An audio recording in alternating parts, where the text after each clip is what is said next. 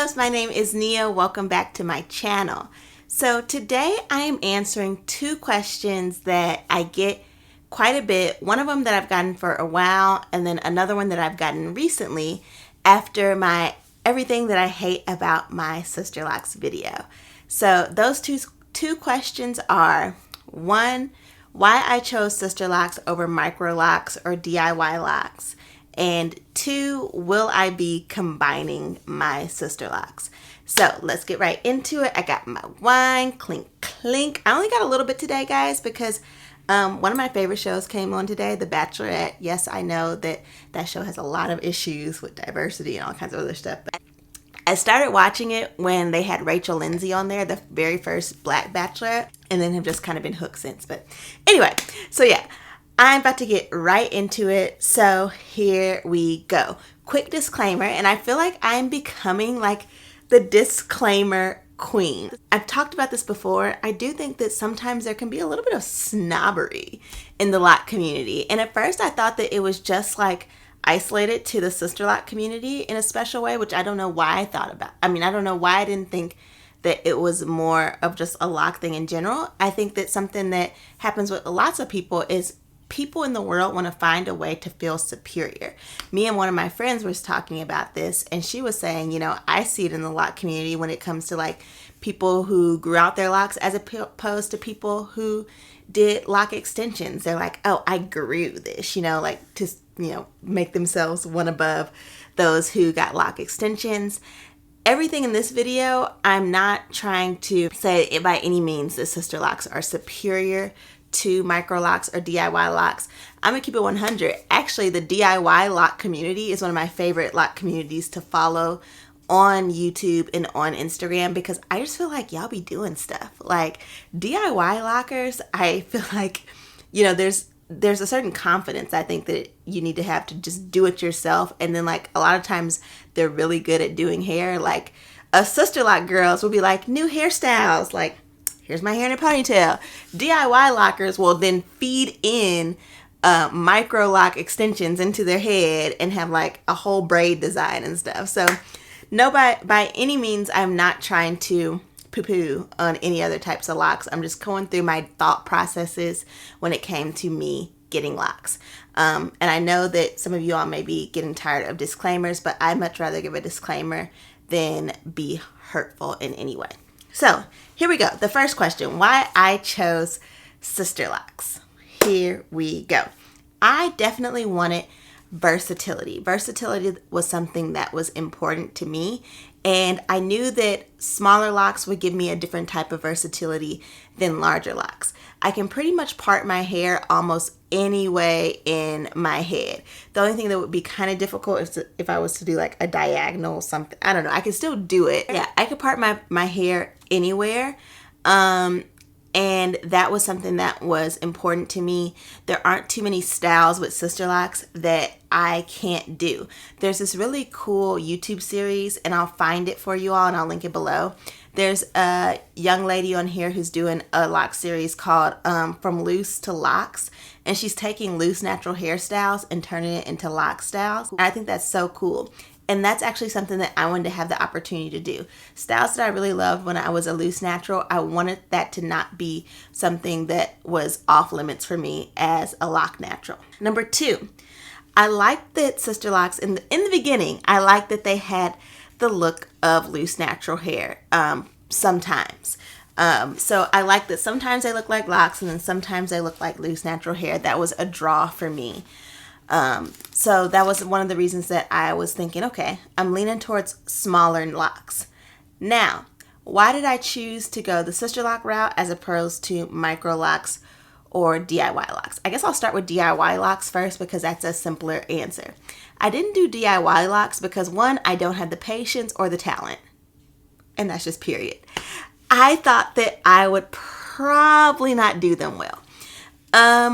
I can do hair a little bit, but to do something like this,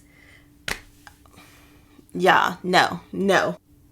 I am not skilled enough. I don't think I would have had the patience. Even when I was doing like mini twist on my hair whenever I was a loose natural, they looked horrible, which actually deterred me from getting locks a lot sooner, because every time I would do mini twists, it just looked like my hair was super thin. It was not cute. It wasn't a good look. And so I didn't think that I could properly install something that would give me a Sisterlocks look on my hair myself. So I have a ton of respect for those of you all who go out there and do it yourself and just like dive head first. Oh my gosh, guys, what is going on with me today? I feel like I had a situation like that George Bush quote where it was like, you fooled me once, you fooled me twice, and then he's just like, you get fooled, you can't get fooled again.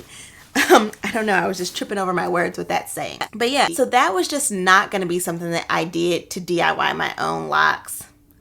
It wasn't happening. Now, when it comes to doing Microlocs and possibly going to get my locks installed by a loctician that wasn't a certified Sisterlocks consultant, here was my thinking behind that.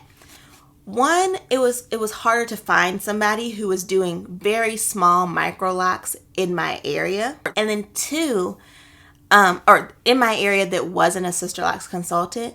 And then two, I felt like I was paying for a little bit of security. And let me land, because I know that there are lots of people who are doing beautiful Microlocs, and they're not certified Sisterlocks consultants. I'm not knocking that at all. I've also seen in real life people who have gotten their locks installed by people and they were wanting a Sisterlocks look.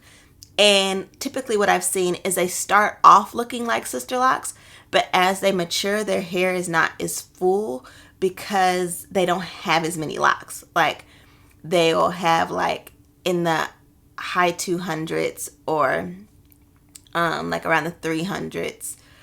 Or even lower than that sometimes. But in the beginning, you know, if you just look at people and you see these teeny tiny locks, they look the same. So they come out of the chair happy, but then as they mature, it's like, wait, hold on, why is it not looking the way that I want them to look? And I'm by no means saying that that is a common experience or a universal experience of those who get their hair done by people who are not certified, because Josette, who I really like, I'll link her page below. She just installed Microlocs on herself, and I think she has like, gosh darn, like 700 of them. Like maybe, I don't know. She has more than me. I remember looking at her video and hearing that she had more than me, which I have 400 and I think 37 or 32, something like that. So it's not everyone, and more locks doesn't equal a better set of locks. I'm not saying that either. I'm just saying I felt like I was paying for a guaranteed look, or closer to or a better chance of a guaranteed look, because there are people who go to certified Sisterlocks consultants all the time and get their hair jacked up, which is not cool. One of my YouTube subscribers said that they should have like a comment section or a rating section on the Sisterlocks page so that people could go in and leave comments about how their experience was with certified consultants.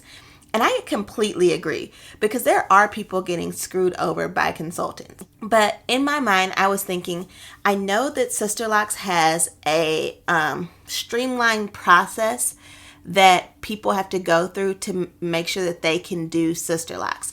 Now, when it comes to Microlocs, I don't know of anything like that for them, where it is like a standard that you have to meet to be able to be certified. And so I thought that that was more not a guarantee, but it felt more secure. And yes, I would have saved money if I went to somebody and got Microlocs. But even where I'm from, where the cost of living is very low, when you're looking for Microlocs, when you're looking for something like more than 250 locks, you're still paying a lot of money. Are you paying as much money as I probably spent on mine? No. But I'd rather, if I'm going to pay like over, $500 and it's something that's going to be permanent on my head, let me just bump up my price a little bit to maybe have more of a secure, guaranteed look. I say it again, it's not guaranteed all the time, and I'm maybe tripping over my words and not saying them in the best way, I at least knew that that person had taken classes to be able to learn how to do this properly, and that they should be able to do this properly because they were certified. So that is that. Now, my next question. Now, y'all have been asking me this a lot because I've talked about how, to be honest, now I wish I had fewer locks. I wish I had like 200 some locks because this has been a mess over quarantine. It has been a mess. You all also know that I like the look of larger locks now, and I actually would prefer my locks to not look like loose natural hair anymore. But will I combine my locks? Drum roll, please.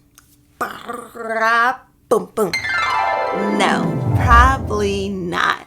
I am not interested in combining my locks right now and possibly ever. I'm not interested in combining my locks for at least another 2 years. And here is why. Now, everybody's story is different, and I am not talking about any particular YouTubers. However, I have seen some people combine their locks, and I do not like the look of it.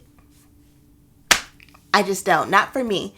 I don't like how they look. I will say I've seen people combine locks once they are longer, and it looks a little bit better to me.